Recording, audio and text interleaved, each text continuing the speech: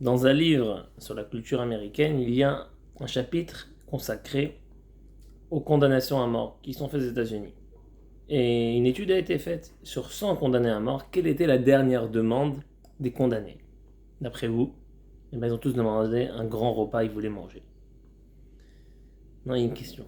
Quand quelqu'un il sait qu'il va mourir dans 1 heure, dans 2 heures, comment il a la tête pour penser à manger maintenant, un festin? Il n'a pas envie de manger, il est stressé, il a la boule ici, c'est qu'il va mourir. Cette question, un ami une fois a posé. Il a dit, on fête tous des anniversaires. 60 ans, 50 ans, 40 ans, et on 70 ans, 80 ans. Et on fait une fête, et des fêtes surprises, et des restos, et des voyages. Comment tu peux? Chaque année d'anniversaire, c'est une année, un pas encore vers la mort. Parce qu'un homme, quand il est né, le compte à rebours pour la mort a commencé. Qu'est-ce que tu fêtes un anniversaire? Pourquoi nous fêtons les anniversaires comme ça? Alors, c'est bien ou c'est pas bien l'anniversaire, de fêter un anniversaire? Alors, faut savoir que dans la Torah, dans le judaïsme, bien sûr que l'anniversaire c'est un jour heureux, c'est un jour joyeux, d'accord? Mais à condition que l'homme sache quel est l'essence de sa vie, quelle est l'essence de sa neshama. Parce que le rôle de l'homme, c'est de se rapprocher d'Akadosh Baruch Hu. Le rôle de l'homme, c'est chaque jour s'élever.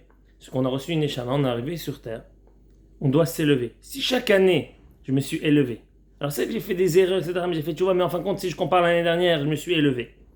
Donc là, je peux dire, je suis heureux de fêter mon anniversaire. Mais si chaque année, j'ai rajouté des kiffs, des plaisirs, etc., je me suis éloigné, ou j'ai pas avancé, là, l'anniversaire, ça devient quelque chose de rasera, c'est quelque chose de difficile.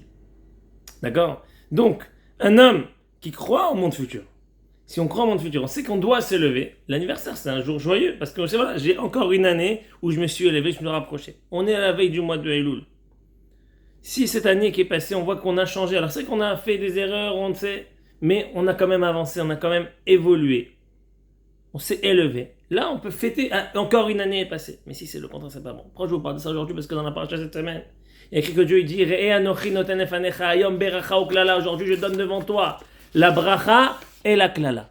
La bénédiction et la malédiction. Il n'y a pas écrit je mets devant toi la punition et la récompense. Pourquoi? Pourquoi bénédiction et malédiction? Puisque nous dit le Harizal, c'est que ça ramène dans le Chivot Shalom. Parce qu'on parle ici de Ma'out, on parle d'essence de la vie. Et pas dans les résultats de la vie. Dans l'essence de la vie, il y a bénédiction, malédiction. Le récompense et la punition, c'est des résultats. C'est un résultat de la chose. Alors ça veut dire que le juif, la juive, est envoyé dans le monde pour un rôle précis. Et si un homme est conscient de ce rôle précis qu'il doit réaliser dans sa vie, c'est une bracha. Pourquoi sa vie c'est une bracha? Parce qu'il sait qu'il est là pour un rôle précis. Alors bien, il y a des moments que c'est un kiff, tout se passe bien, très bien. Il y a des moments même qui sont difficiles, mais même ces moments difficiles ne sont pas des malédictions. Ces moments difficiles sont une bracha, parce que ces moments-là, ils le font grandir, ils le font avancer. Par contre, quelqu'un que sa vie c'est rien, c'est du kiff, plaisir, vacances, et encore du kiff, etc. Il y a un vide. Et ce vide-là, là c'est la klala. Là c'est l'élection. Après le résultat qu'il y a à cause de ça, des punitions, on s'en fiche de ça.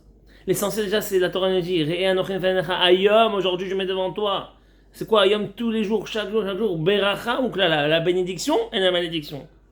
Un homme il peut vivre toute sa vie, même avec des moments difficiles, ça sera une bénédiction. Parce qu'il sait qu'il a un but, il sait qu'il doit arriver quelque part, il sait qu'il doit avancer. Mais quelqu'un qui est juste à rien faire, qui est là, il va travailler, mais pour se faire des kiffs et des plaisirs, etc. Mais il n'y a pas de but, il n'y a pas un rôle, quelque chose, il ne sait pas qu'il y a une mission à réaliser, il ne pense pas à s'élever. Là, sa vie, c'est une malédiction. Et combien on en voit des comme ça? Donc fêter son anniversaire, c'est magnifique, mais il faut savoir pourquoi on fête l'anniversaire.